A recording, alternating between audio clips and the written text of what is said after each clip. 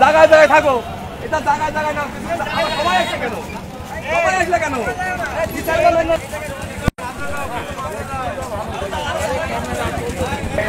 বরাবর আমরা এখানে একটা ফাঁকা করে এখানে বড় ব্যানারটা দাঁড়াবে। আপনার রড ছাড়া হালকা একটু পিছিয়ে চলে যাবে, রড ছাড়া হালকা একটু পাশে পিছিয়ে যাবে। যে রডটা ক্লিয়ার রাখবেন, রড ছাড়া 2 ফিট পিছনে দাঁড়ান, 2 ফিট পিছিয়ে দেয় ভাই। এবং আজকের ঈমান আকীদা সংরক্ষণের কমিটির পক্ষ থেকে আয়োজিত মানববন্ধনের সম্মানিত সভাপতি সাহেব সহকারে আমি প্রত্যেক দলের প্রধান যারা আসছেন সবার নাম বলা সম্ভব না, তিনাদেরকে বড় ব্যানারের কাছে প্রত্যেক ভাইকে নিজ নিজ দলের প্রধানদেরকে পাঠানোর জন্য আমি বিশেষভাবে অনুরোধ করছি।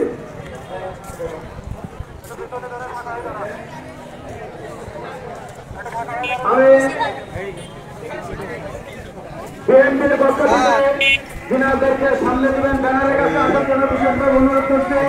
বাংলাদেশ বিক্ষিপ্তভাবে আছেন সেই সমস্ত ভাইদেরকে আসার জন্য অনুরোধ করছি।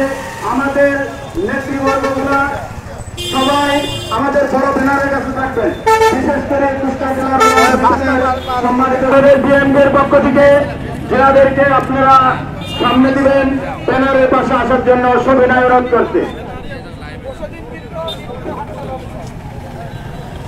বিএনপির থেকে সামনে আসার জন্য বিশেষভাবে অনুরোধ করছি। বাংলাদেশ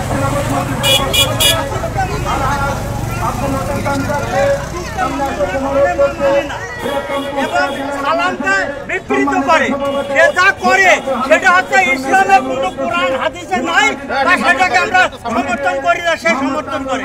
এই আমাদের উদ্দেশ্য ছিল, তাই সে ষড়যন্ত্রমূলক মামলা আমাদের দিয়ে আমাদের নেতা কর্মীদের বা সাধারণ মানুষকে সে কাল গ্রেপ্তার করে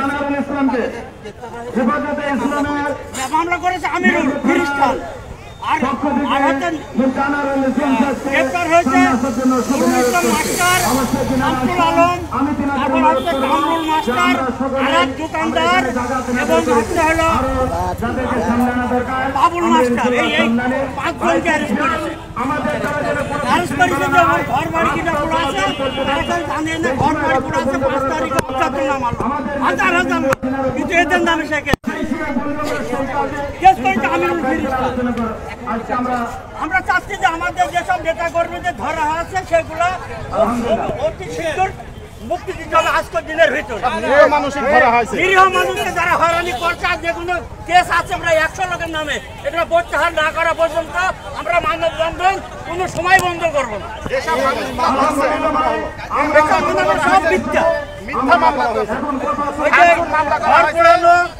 ভাঙচুর এসব মানুষ, এরা প্রত্যেকজন শিক্ষক, একজন শিক্ষক, একজন মাস্টার, যারা ছাত্রদের শিক্ষা দেয় তারা কোনোদিন ভাঙচুর মামলা করতে পারে না।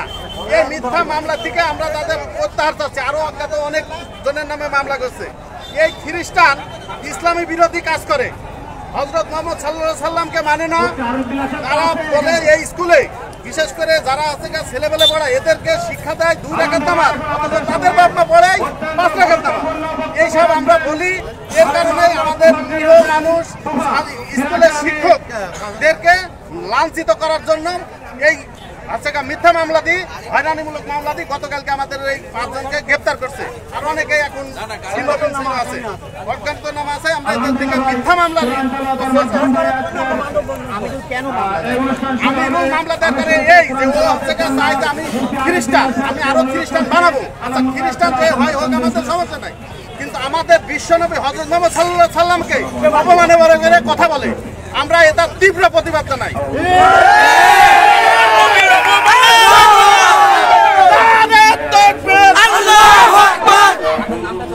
আমার নাম মোহাম্মদ মুক্কাস মল্লিক, আমার বাড়ি চৌদ্বার।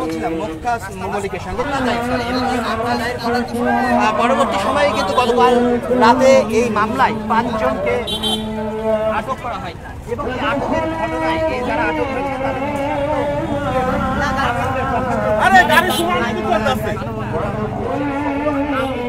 দাঁড়িয়ে রয়েছে সড়কে গাড়ি চলাচল একেবারে বন্ধ হয়ে রয়েছে এবং সড়কের দুই ধার থেকে এই এলাকার সমস্ত মানুষ লম্বা লাইন দিয়ে আমরা